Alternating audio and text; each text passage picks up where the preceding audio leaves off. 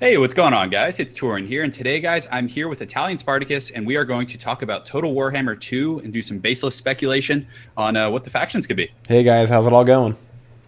So, essentially, this Friday, which is going to be March 31st, Creative Assembly, they do have the countdown timer on the website on the Coming Soon section that is essentially articulating that they're going to announce at least some of the factions, if not all, for the upcoming Total Warhammer 2 game. So, pretty exciting stuff. All we really have to go off is indeed the splash screen, and I have no idea what that is because I don't really know anything about the lore. But do you have some speculations, my friend? I do. So I'd say like the mainstream consensus amongst most people is that that is a splash screen for Lustria. And Lustria is in the New World. So if you're looking at a map of the Warhammer world, or Malice as it's called, you've got the New World, which is literally North and South America. It looks almost exactly like our map with a slight askew. Florida's not there. That's like the only thing different. That's good. Yeah, I was going to say, which is a blessing. And then the Old World looks exactly like Europe, Asia, and not South America, Africa. So the Old World is where we've been playing so far. It's in the north. It's literally the Western European world with the western portion of Russia and like Finland and Sweden up there. So and Albion, which is essentially Britain, but that's the old world. That's what we've been playing. That's where the Empire is, Britonia, the vampire counts. Everyone's there. Now south of the old world, and if you look at like the Badlands is right where the very bottom of this world currently goes to in our campaign map. Yes. South of that is the land of the dead, and that's where Khemri is, and that's where the Tomb Kings are. Okay. Then south, like even further south, is the Southlands, which is probably the most creative name you can think of. But the Southlands used to be connected to Lustria because all of the Warhammer world used to be basically like one giant Pangea, so one big, huge, giant supercontinent, and Yes. Slan, who are the basically the leaders of the Lizardmen, split the world into separate continents. And in the New World, North America is basically controlled by the Dark Elves, and in the South America, you've got literally called the steaming jungles of Lustria, and that's filled with Lizardmen, with Skaven, and with vampire counts. But Okay, got it. So the Southlands, essentially, if we were to be on the campaign map where we're playing, the Greenskins and the Bloody Hands, our co-op campaign right now, if you were to go just south of that, that would then take you to the Southlands and through the Land of the Dead. So is that where the Tomb Kings would reside if we were to get them?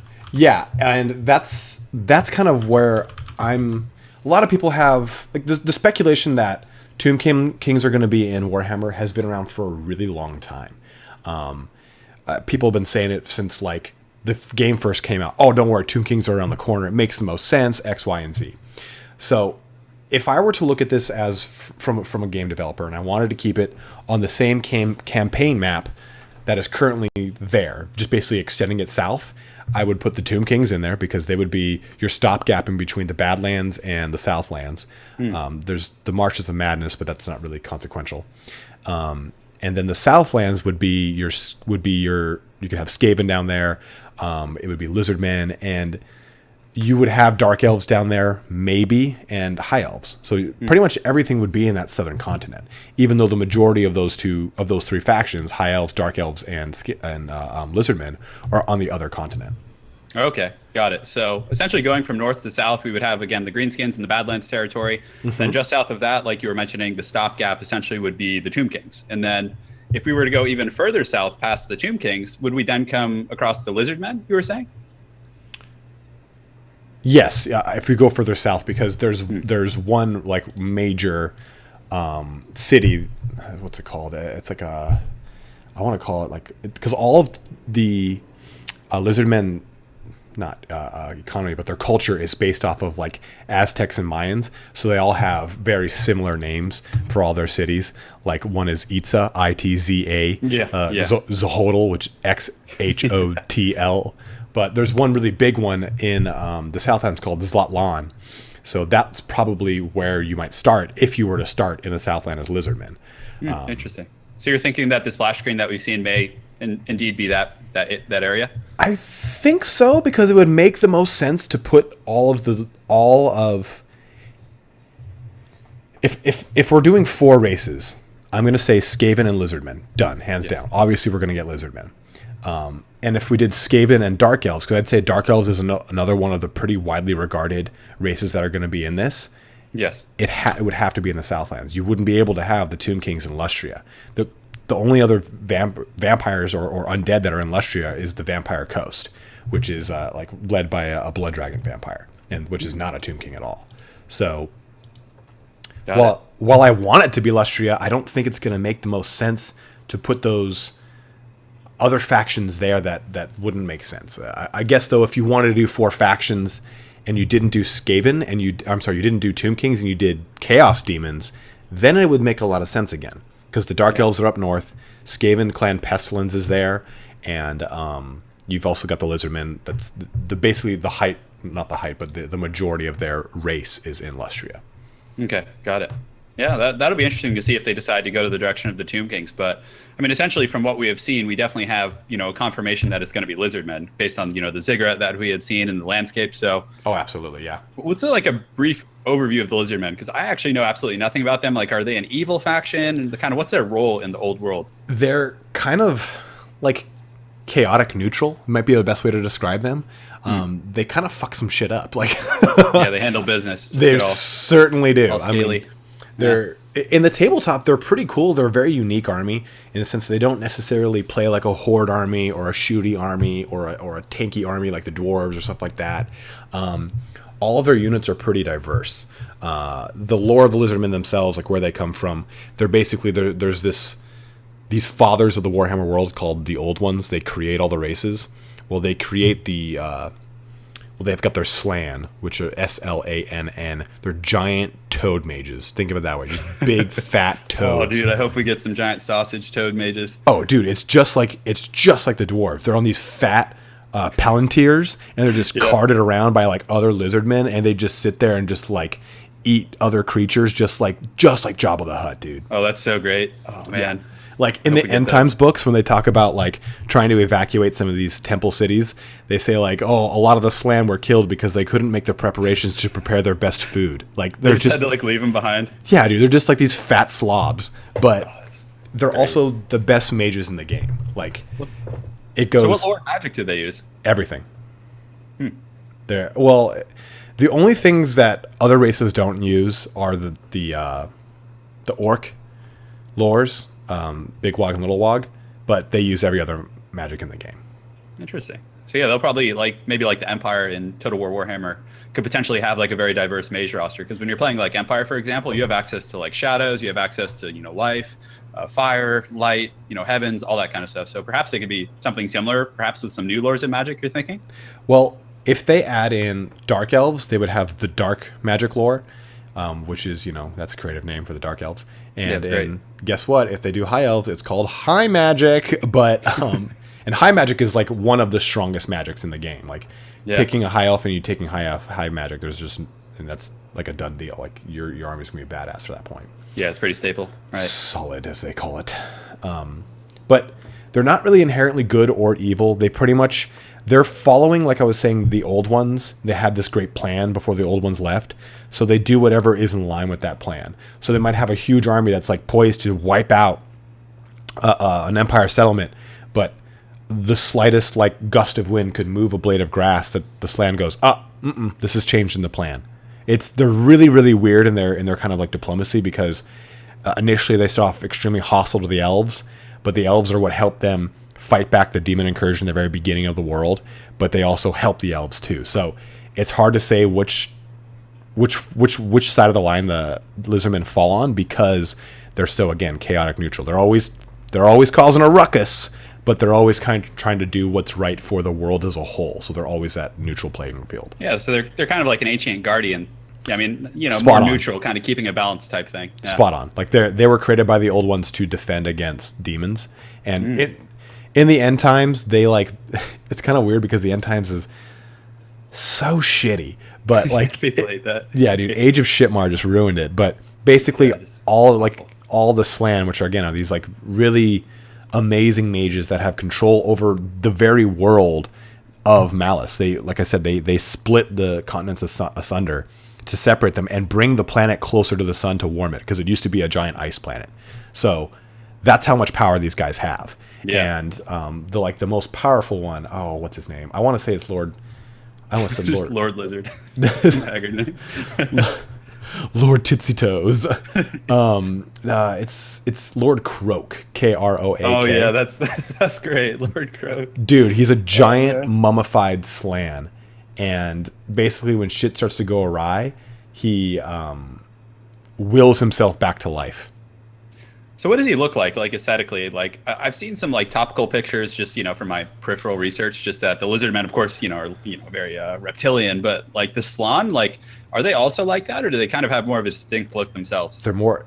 The best way to describe a slan in comparison to the other Lizardmen is they're more slimy. Like they have big bloated bellies, huge. So they're more like primordial. Yeah, they're huge heads. They have like typical like frog-like appendages, very thin, with like the little sucker cups on their fingers and feet. They look like giant toads. It's not an exaggeration at all. Nice. So how are they like in terms of combat? I mean, obviously based on what you just articulated, they're extremely powerful. Mm-hmm. But if they were to translate that to, let's say, the Total War Warhammer, the game we're playing, right? How would they be able to kind of scale that power? Do you think there's some like weaker variants of them, or something they could perhaps or is Lord Croak just? Granted, they did kind of scale Archaon in that way because, again, correct me if I'm wrong, Archaon is extremely strong in the lore, correct? Yeah, but like Lord Croak is one of those kind of things where, like, if you're a big fan of Lord of the Rings, like a Tom Bombadil, like okay. He's the strongest guy in the land, but he doesn't do anything because he knows he's the strongest guy in the land. Sure. If they were to put Lizardmen heroes into this game, they'd probably put Lord Mazdamundi, which is a giant slan mage priest on top of a giant stegodon, but they probably wouldn't put him on that. I hope they do. That sounds awesome. Dude, stegodons are rad, and because it's like every kid's dream when they're growing up in like the like 90s, early millennium is like is like, dude, dinosaurs with like things on their head that shoot lasers. That's kind of like the Lizardmen. They have these dinosaurs that are like crudely outfitted with weaponry to be like just these beasts of war. I love it, man. I really hope we get that. And I mean, yeah, that'll be pretty interesting. I mean, I'm sure we'll have some pretty heavily armored war beasts. The Lizardmen roster, I'm hoping, right? Yeah, because the Lizardmen are pretty much split up into like 4 races: Slan, Saurus, Skinks, and Croxigars. To put it really easily, think of Croxigars as the equivalent of giant not trolls, but like giant ass lizards that are a little more like sentient. Yeah. Right. Yeah. Saurus are like big. You can almost kind of look at them as a comparison to greenskins, because Saurus are kind of like orcs. And the older the Saurus, the more like kind of like a black orc, a little bit more badass, a little bit more aggressive, stronger, tougher scales, so they have better armor saves. And Skinks are kind of like goblins in the sense that they are skirmishers. They're cheap units, but they're range units, and they do a lot of the quick lightning strike type stuff, like attack and run type maneuvers is more like what Skinks do. All their stuff is poisoned because it's like all like jungle and Aztec mine. Yeah, that makes sense. So in some ways, it's somewhat comparable to the Beastmen as well, who have like the Ungors, and then they have the Gore herds. The more kind of a alpha of the herd. So it's kind of cool. It's kind of, I guess you could kind of say that they're kind of like Beastmen in their architect, like not their architecture, but like their hierarchy of society. They're kind of like Greenskin in their overall dispersal of races, because Beastmen and Greenskin are some of the few more diverse, quote unquote, factions or races of Warhammer, because orcs and goblins are orcs, goblins, squigs, trolls, giants. You've got a lot in there. Lizardmen have all 4 of those races I just mentioned, but also they have more of like the structure of like an empire. Like they actually have a Lizardman empire, as well as like structured cities and everything. They have language. They write everything down. They speak to each other. So the more of a civilized, quote unquote, civilized culture. That's going to be fun. We'll definitely have to do a co-op campaign with those guys. And as far as like, tabletop goes, like I know you kind of briefly touched upon their tabletop armies, but is there like kind of a focal strategy, or again, just like their races are diverse, do they have a very diverse tabletop presence? Are they very aggressive and headstrong? Do they skirmish more? Like what would be your, just basic kind of a summary of that? They have really solid infantry. Are they heavily armored? Well, you see, the interesting thing about them is like they don't use armor. Yeah, they use scaly skins, moisturizers.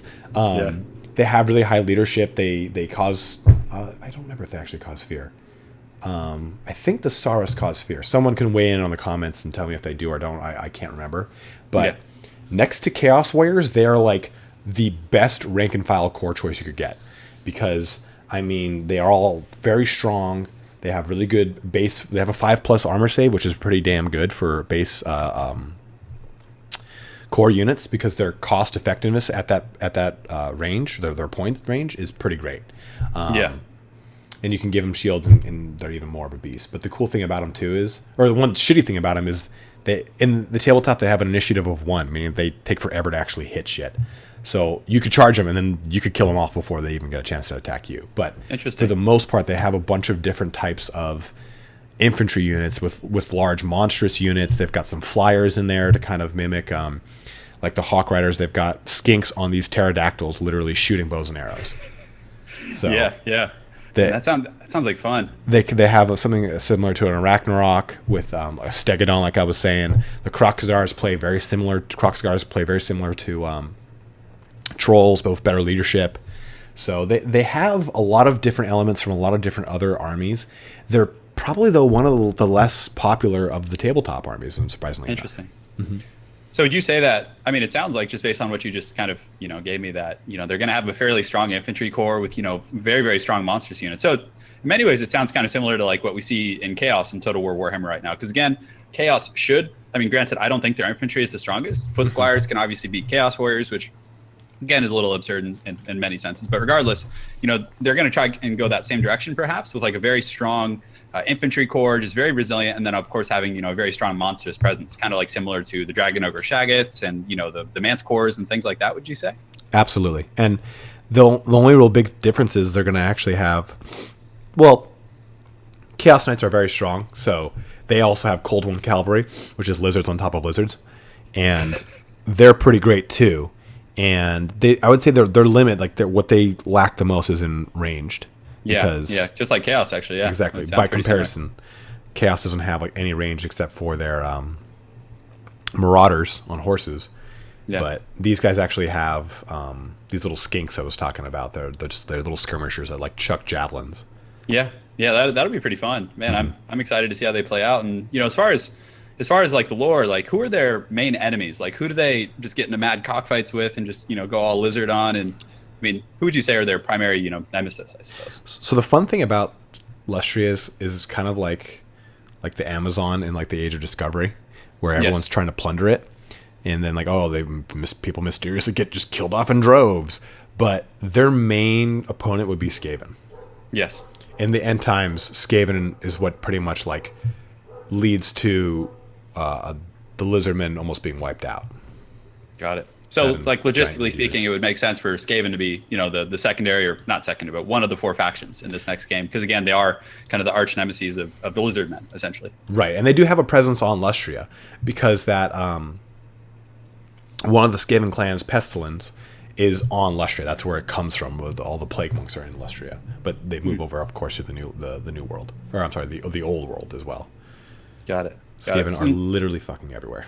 And for those of the folks on the channel who aren't terribly familiar with the Skaven, may not have played tabletop before, like, could you give us a brief overview of like who the Skaven are, like what's their role in the old world? And they're kind of like the Empire. I played a little bit of Vermintide myself, so I have a basic topical understanding that kind of the Empire and all these other factions, it's kind of like a conspiracy theory. It's like chemtrails, or people don't believe they actually exist, right? Yeah, and you'll notice in a lot of stuff in the game as it is right now. I talk about this in one of my co-op or single player campaigns, that it'll talk about disappearing populace and say that they found a triangle symbol, which is the symbol of Skaven. So they're talking about Skaven, which do this. They appear and kill off populations. They steal people for experiments and stuff like that. Skaven are really fun because they're kind of like mad scientists, whereas orcs are funny and goofy and don't take themselves seriously.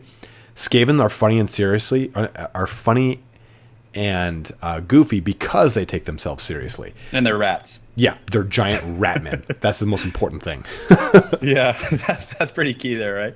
I would imagine. Oh, yeah. So I mean, if we see Skaven, what again, from, my little research I've done, there's different clans, right? So how do you think they would incorporate that in Total War Warhammer? Would it be kind of like a Skaven United type thing, or, Yeah. in the campaign, like they would probably just, have a few units from each of the different clans that would then compromise an entire roster. So what are those clans? Yes, because in the way the tabletop works is the Skaven are united, and you'd play, okay, maybe my warlord is from Clan Eshin, which is one of the 4 great clans. There are 4 great clans. There's a ton of other clans, but there's Eshin, Molder, Pestilence, and Skryre, or Skryre. I'm not sure how it's pronounced, but Skryre. And each one of those clans is better at one thing than the other. So you can say, okay, my lord is from Clan Eshin, thus the special unit that is associated with Clan Eshin is now taken as a core unit rather than a special. So I don't see them doing that in Total Warhammer. I just see them being units you can recruit, because it's kind of the same way with Chaos. You can just recruit willy-nilly. It doesn't matter. How do they play on tabletop? I mean, because again, you would think like the rat people, they're kind of cunning and deceptive and lurking in the underways, and I mean, but again, they do have some like pretty powerful infantry, correct, with like the rat ogres and things like that. But on tabletop, how do they play? So they kind of play similar to the greenskins and to undead, in the sense that they're not whore. Whoops!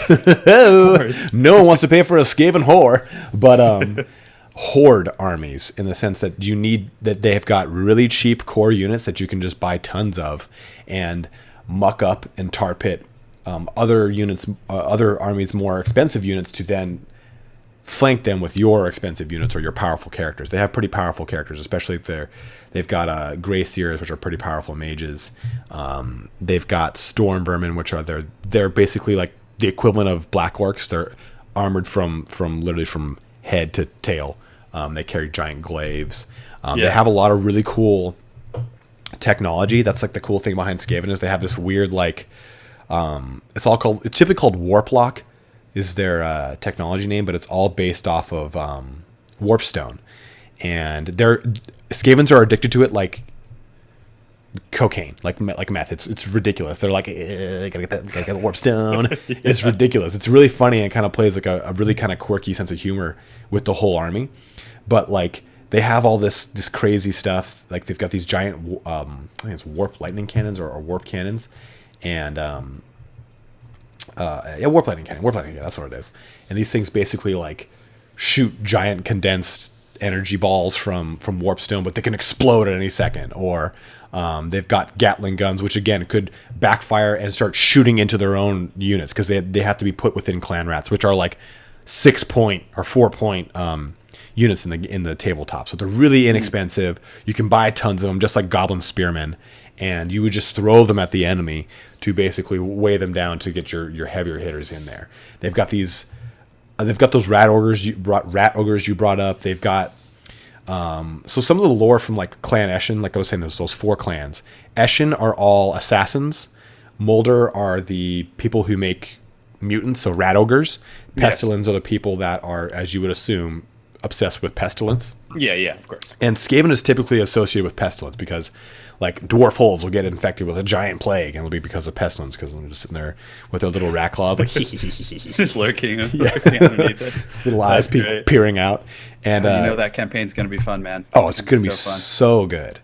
It's gonna be so good. And there's got the last clan, Clan Skryre or whatever the hell. They're all associated with the technology and like the weaponsmiths. So they're the ones that create all the stuff. But man, you've got a lot of really cool, diverse units in Skaven with a lot of character, in the same kind of way that the Greenskins got a lot of character. Like their Doom Divers are literally throwing goblins with little kites on them. Like that's hilarious. Like that's the same kind of dynamic. It's going to be great. So, I mean, it sounds like from what you're saying is like, I mean, again, poison and pestilence is very, big with them. So I assume they're going to have a lot of, maybe kind of a infantry with the stalk mechanic that, again, are going to be stealth until very close. And then on top of that, they're also going to have poison attacks. Mm-hmm. And again, it sounds also like maybe lightly armored, like large monstrous units with the rat ogres that, again, are kind of like giants or, trolls or perhaps, some of those type units, you would say? I would think so, because the cool thing about those rat ogres is they've got basically like handlers. Yeah. And if like the handler gets killed, the rat ogres go fucking crazy. So because if their master gets killed, they rampage and go to town. So that could be a really cool dynamic. They've got like plague sensor bearer people that basically walk around with globes. Think of it almost like blast charging miners with dwarves. So these guys that would throw poison grenades instead. Or Warplock Jezzails, which are basically units of 2, and they have these long-ass muskets that are extremely armor-piercing. So you've got a lot of tools that this army can use in a lot of different and crazy ways. So it's going to be definitely something entirely new to the Warhammer world that doesn't really play like any of the other armies, but has a lot of the mechanics that the other armies do in the sense that it's got heavy counters for everything. Yeah, I love the mad scientist vibe. Like, it'll be really, really interesting to see if they have like those high-powered warp cannons, like you were saying, and if there actually is like a mechanic in the Total War gameplay that like they can backfire or like damage themselves, kind of like similar to perhaps an overcast mechanic. That would be really fun. And the same with like the rattling gun, and if they can just like explode, that would be so fun. I'd be surprised if they did, because the Chaos Hell Cannon has a similar mechanic where it can start rampaging and going towards the enemy on its own. So I'm not sure if they're going to do something like that, but I think that at least it'd be fun to have it in there. Yeah, that's Skaven sound like they're going to be a pretty good time. And so again, you said that them and the Lizardmen have a bit of a rivalry. Mm-hmm. And as far as like some other factions, of course, you had speculated on the Dark Elves as well. And logistically, just to remind everyone, where are the Dark Elves on the map compared to these other factions that we just discussed? So, and that was one thing I wanted to talk about. Skavenblight, which is the capital of Skavendom, is right at the very end of the Vault Mountains. So it's in the old world, and it's in between Tilia and Australia. So it gets me to wonder if they're not gonna touch Skavenblight, which is already physically in the game. You can see it on the map, and you look on the map in game, there's a blank spot. So you're like, what's that gonna be? So I'm not sure how they're gonna do. That's why I keep my conspiracy theorist tinfoil hat slides on slowly, and I say Southlands. But it would also make more sense it would also make a lot of sense if they did Lustria, steaming jungles. Dude, they got to go there, man. But north of Lustria, on North America, let's just call it North America because it's easier to visualize for a lot of the viewers that haven't seen a map. North America at the eastern end, so pretty much where the 13 colonies are, and also like the bottom portion of Canada there. Yes. That's where Nagaroth is. This is where the Dark Elves all hail from, which is a portion of Ulthuan that has moved up, that is departed from Ulthuan, which is a island off that coast, which is where all the High Elves are.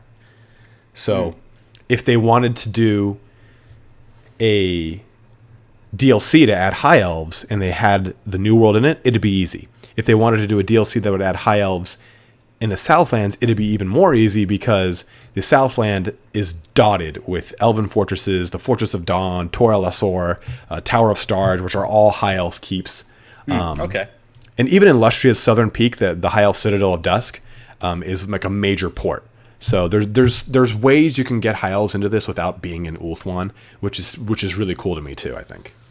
Got it. Okay. And as far as like general lore and what are the Dark Elves like all about? I mean, obviously, thematically and Dragonlance or Dungeons and Dragons, I mean, Dark Elves are always pretty sinister and evil and malicious. I mean, I'm assuming they're the same way in Warhammer as, the tropes are pretty traditional. Right. Is that correct?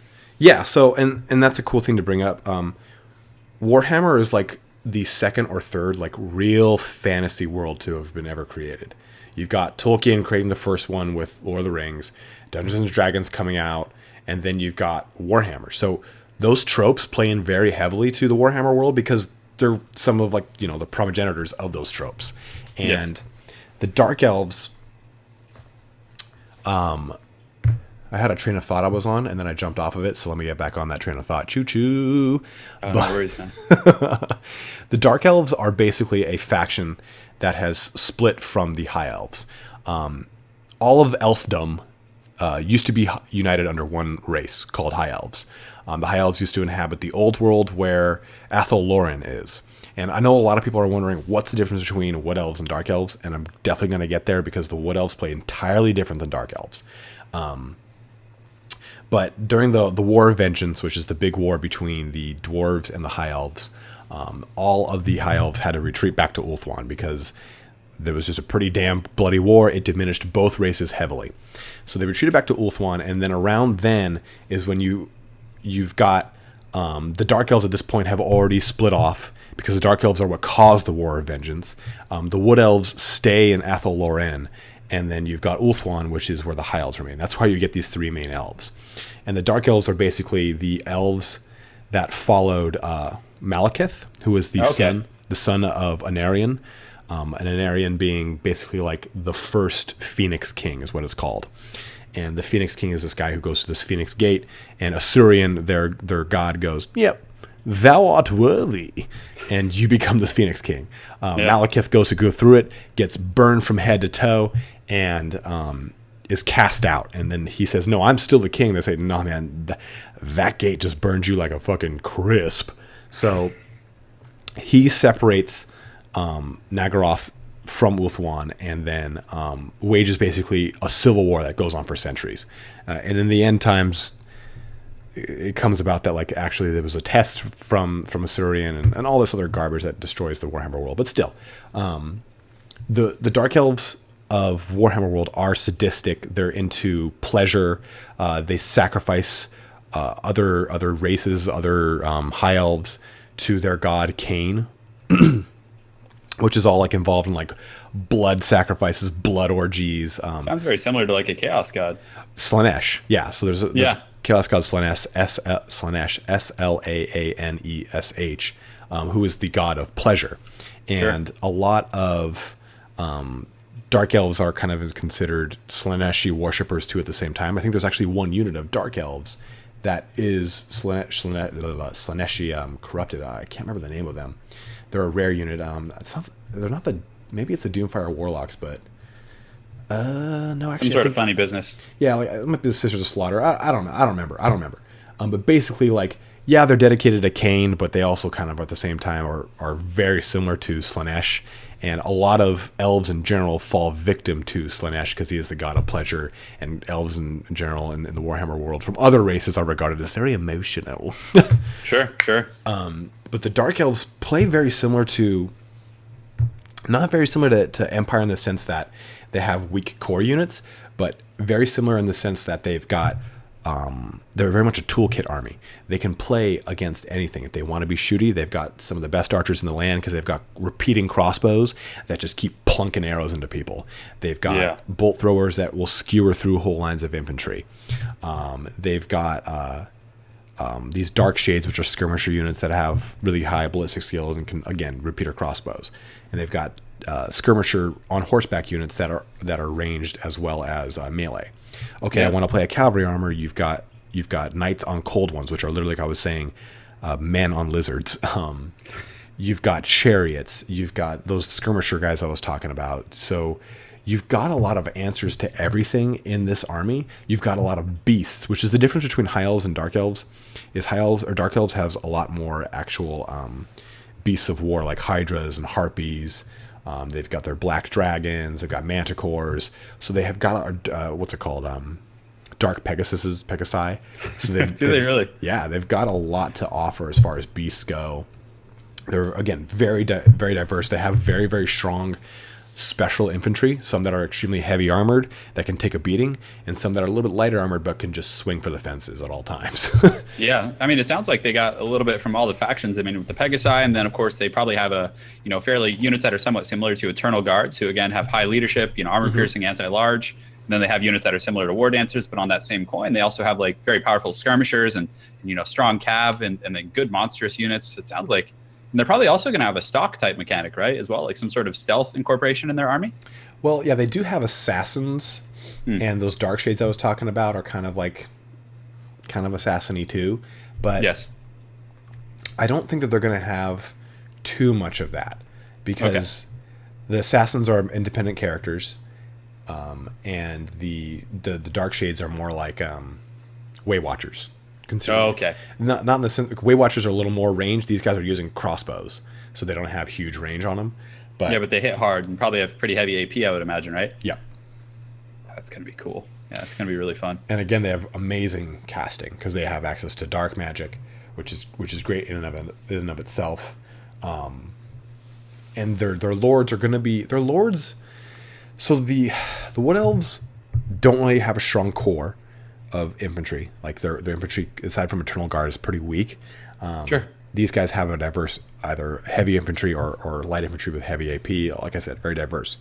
Their lords in the tabletop can be very awesome because you can load them up with a lot of magic items.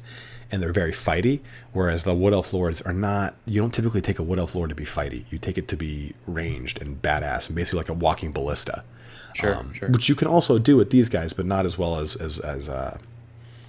Wood Elves, obviously. So that's the differentiating factor, essentially. Yeah, you're looking at more of a toolkit army versus more of a predominantly range hit and run army and a harassment army like the Wood Elf is.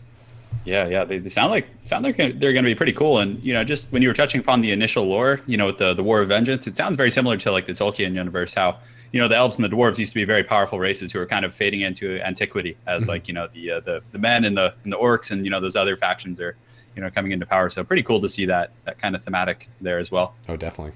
That's like a big thing with all these races. Like you've got the humans and Bretonians all like starting to vie for power and get big, whereas like all the elves and dwarves are like in the twilight of their empires, and their empires are still pretty huge, which is crazy. Yeah. That's pretty great. And I mean, speaking of kind of an old ancient power, you were kind of speculating that the Tomb Kings could potentially be the fourth race in this as well, correct? Yeah, so if they do Southlands, it would make sense that the Tomb Kings would be in it, because the Land of the Dead is right there, and that's something that's been speculated for so long. I don't know if it will be, if that'll be the case, and if it will come to fruition. I'd say like of all the races, I probably know less about the Tomb Kings than most, but the Tomb Kings are really awesome because they have a really cool, rich history, very similar to like Egyptian history. Yes. And they play in well with Nagash, because like Nagash used to be a high priest of Khemri, which is like the capital of Nehekhara, which is the Tomb King's Land of the Dead. And he cast this like giant spell that makes all the dead rise up. And he wasn't able to complete the spell before he was assassinated. And because of that, all of these dead still retain their sentience and still are alive. Like all the priest kings, they still have their minds, their memories, everything. All the willpower was just intact, which is not like the undead we see in vampire counts, which are thralls. They're all bound to the will of their necromancer or to their vampire. So the big difference here is they have a different kind of leadership mechanic than vampire counts, and they have more. It's not that they've got more beasts, but they've got different types. They actually have skeleton archers. They've got skeleton spearmen. They've got heavily armored skeleton spearmen. So they have more of a typical rank and file army, similar to like an empire, with like these giant sphinx beasts. These giant like I can't even remember the name of them, but they're like basically giants that are undead. Undead Giant, I think, actually might be the damn name of it. Me being an idiot right now. But so as far as like in Total War Warhammer, for example, the vampire counts, as you kind of speculated on the leadership mechanic, they do crumble. That's kind of how you kill a lot of those very tanky vampire counts units, is they do eventually start to crumble due to leadership issues. So that's probably not going to be a factor at all when the Tomb Kings are introduced, correct? And that's what I'm trying to remember, is if they have like the crumbling mechanic that that the vampire counts have. I don't recall if they do or don't, because again, I'd say this is the only army book I never owned for some weird, stupid reason. But if anyone in the comments or anyone listening to this could make a comment about it, let me know either way. From what I remember, I do not think that they do, but again, they get like a lot more diverse and structured army setups with like their Bone Kings and the such like that. So they've got a little bit more going for them than just, say, vampire counts, who are playing basically their lords centered around a very strong special unit, such as like Graveguard or Blood Knights. Okay, yeah, that's interesting. So for aesthetically speaking, they do look undead. They're skeleton like and kind of zombified, embalmed, kind of Egyptian thematics there. But they are going to be, as they do have their wills retained. So you're saying even their rank and file, like their standard infantry, still do have their will, though they are kind of in a state of undeath. It's mainly their priest kings that can control everything, because the leadership mechanic still resides off those priest kings, but they kind of have that same mechanic where they can like Invocation to Heck, where they can keep raising their own units back up. They can do the same thing. Whereas you've got the vampire counts, you've got like Nagash or all the von Karsteins. The big guy for Tomb Kings is Cetra. He's like the leader of all of the Tomb Kings. Cetra the Imperishable is his name, and he's kind of like the big guy pre-Nagash, and then the guy post-Nagash who becomes like the leader of it all. Yeah, it's going to be really interesting to see how they do that. In terms of like because again, the vampire counts do have that crumbling mechanic, and it's kind of a staple of their army that they'll keep fighting until they crumble. Mm-hmm. It'd be really interesting because again, you said that the Tomb King kind of leadership. Again, they do. Of course, I'm not that the vampire lords don't have their own will, but it'll be interesting to see how they differentiate those two factions, or if they just have very similar mechanics in terms of their leadership. Do they route those type of things? Mm-hmm. That'll be. I'm eager to see that. Yeah, and that's, again, like someone can definitely comment to let us know either way how that really works out. Me being someone who hasn't collected them, I can say that they do have a lot of really crazy units. Like they've got like these really cool like Ushabti, these War Sphinxes like I was talking about. So they do have a pretty diverse roster, which is basically the not the anecdote, but I guess you could say like the tagline for the Tomb Kings is Jack of all trades, master of none, because they've got so many different ways of doing things. Like these Ushabtis who can carry these giant bows who basically shoot like bolt throwers, or you can give them like two-handed glaives to just cut through people. Those are monstrous infantry too, so they ignore armor and can just like slam fuck things. Just gorilla pound them. Yeah, dude. Do it. Didn't do it. But it's again all the races that we're going to be seeing in this new expansion, no matter what they choose to put into it, Lizardmen, High Elves, Dark Elves, Skaven, Tomb Kings, it'll all be really rich and different, and it'll be a really nice breath of fresh air. So if they put any of those four in, I mean, they could even put the Chaos Demons in, which would all play very differently because they all have like different mechanics. It's going to be something that's going to be really new for all the Warhammer Total War players, because I think they're going to have to learn a new set of tactics, or at least they will be able to apply what they know from some of their favorite armies into this and learn new tactics from armies they maybe don't play. Yeah, I'm pretty rock hard about it. It's gonna. Dude, I've been hitting the bottom of my desk with it so hard. It's so good. Just full mast, dude. Just full mast, dude. All flags are setting sail here. Yeah, so this Friday, man, it's gonna be exciting. And I mean, just with to kind of conclude on the tinfoil hat conspiracies, do you think there's any other factions that could perhaps make their way in that kind of people aren't thinking of, or any wild cards in there? Some ogres. I was gonna say the only other thing really is ogres, but they're in the Darklands, which is the mountain range that separates Old World with the Darklands. So the very far eastern portion, you go over that, you've got the Darklands. The majority of them are there. I mean, there's some Lizardmen, the Dragon Isles there, so like, oh, maybe they'll do it in the Darklands, and the City of Spires is over there. But what I'd be interested in, the biggest thing I think would be kind of like oh shit, wasn't expecting that, is in between the Southlands and the Badlands, there's a place called Araby. You probably can't guess what it's in there, but I promise you it's Arabian-themed humans. They might do something with them, and that would be very new, because I think Araby was part of the Warhammer world back when they had rogue traders in like the late 80s and early 90s. I don't know. I don't know if they ever really did anything with the Araby. Yeah. There's another land called Nippon on it's the farthest east portion of the Warhammer world, and that's like samurai themed. Yeah, I was gonna say it's like Nippon. It's like just straight up Japanese. Exactly. Because there's Arabian Nippon. I love it. Well, so Clan Eshin, like I was talking about, goes to the rats, correct? Yeah, the rats. Okay. The Skaven. Yes. They go to all the way to the far east to Nippon and to Cathay. Oriental Cathay is what it's called, and with the Tower of the Rising Sun and all that crap. And they learn how to basically become ninjas from those people. So rat ninjas? Yep. That's what Clan Eshin looks like. They're like rat ninjas. They're like assassin rat ninjas. They've got gutter runners, and there's like night stalkers or some shit. You're just going to straight up have like Splinter from Ninja Turtles in there? Dude, honestly, like one of the Clan Eshin ones looks straight up like Splinter, with like a hood over his eyes and everything. He just has like a stab and just all, dude, all wise. Just this fucking like knife dripping like blood and pus. Ooh, dude, it's going to be so much fun. Oh, man. Yeah, and, I have a feeling with those sub-factions you just mentioned, like Araby, I don't know if I'm saying that correct, but I have a feeling they'll kind of get a similar treatment to, like, the Border Princes, where they do exist in the game, but, like, they're not going to be, like, really playable, maybe just, like, a sub-faction you run into in campaign, perhaps. That's what I think, too, and if they do Lustria, they'll definitely have, like, how Mousillon used to be an actual faction that you could never really play it, but it's there to harass you because it's part of that area. Right. The Vampire Coast would be one in Lustria, or there's Amazonian women in Lustria. So that's a faction of humans you could feasibly have that you would never play, but it will be there for flavor. So there's definitely a lot of those little things. Like the Southlands has a lot of forest goblins and savage orcs, so you would definitely have greenskins in the Southlands. That's awesome. Yeah. Man, sounds like so much fun.